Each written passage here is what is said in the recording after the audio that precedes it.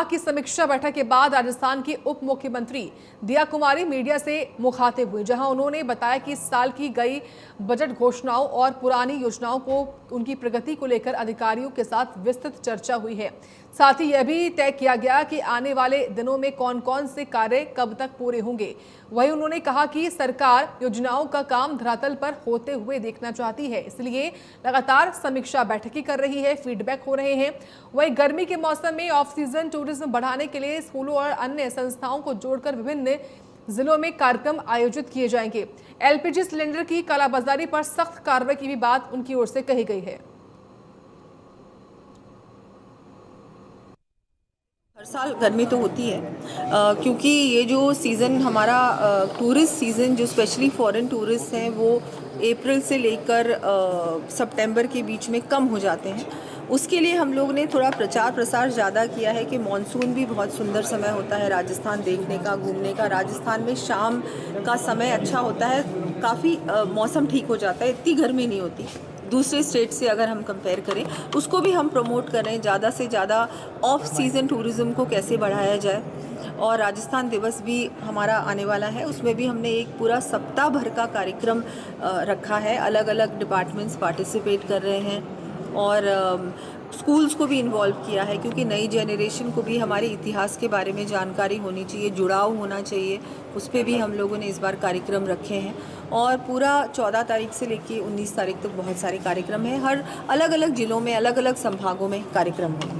Ma'am लगातार LPG gas cylinder को लेकर लोग जो है काफ़ी ज़्यादा लंबी लंबी लाइनें भी लगा रहे हैं। इसको लेकर सरकार की तरफ से केंद्र सरकार पूरी तरह से चिंता कर रही है और इसमें कोई घबराने की और चिंता करने की आवश्यकता नहीं है। सरकार अपनी ओर से पूरा प्रयास करेगी कि ये संकट नहीं आए, कम से कम भारत पर तो नहीं आए, और राजस्थान का भी पूरा ध्यान रखा जाएगा। सरकार ने आश्वस्त किया है कि देखिए, जितनी भी बजट घोषणाएं इस साल की गई अभी इस बजट में, उसके बारे में पूरा मैंने अधिकारियों से चर्चा की। गोइंग फॉरवर्ड हमको क्या क्या करना है, कौन कौन सी एजेंसीज क्या क्या काम करेंगी, काम का भी हमने टाइमलाइन तय की क्योंकि टाइमलाइन बहुत ज़रूरी है।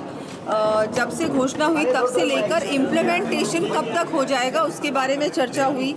और जो पुरानी घोषणाएं पेंडिंग जो चल रहा है, पेंडेंसी है, उसको भी हम लोग कब तक पूरी कर पाएंगे, कहां पर रुकावट आ रही है, उसका हम लोग क्या समाधान निकाल सकते हैं।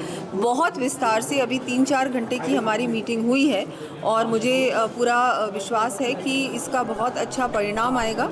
और जो हम लोग काम धरातल पर जल्द से जल्द देखना चाहते हैं और देख भी रहे हैं, उस पे ये मुझे लगता है कि रिव्यू मीटिंग बहुत ज़्यादा इसमें उससे उसको लाभ मिलेगा। और इस तरह की रिव्यू मीटिंग्स सारे ही हमारे मंत्री भी ले रहे हैं, मुख्यमंत्री जी भी अपने स्तर पर लेते हैं, प्रोजेक्ट बेस्ड मीटिंग्स भी हम लोग ले रहे हैं, मैं भी लेती हूँ, सभी लेते हैं। ये हमारी सरकार है जो सचमुच में काम, क्योंकि जनता काम देखना चाहती है, सिर्फ बातों से कुछ नहीं होने वाला, ये घोषणाओं से कुछ नहीं होने वाला।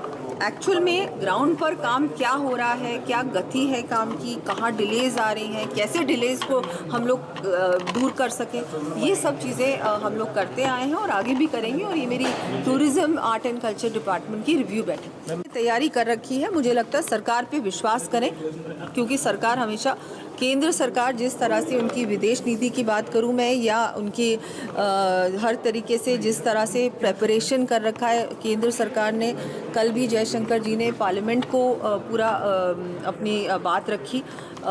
लगातार केंद्र सरकार पूरा प्रयास कर रही है कि ये जो प्रॉब्लम है, ये जो आगे आने वाले समय में इस तरह का कोई भी संकट हमारे देश पर ना आए।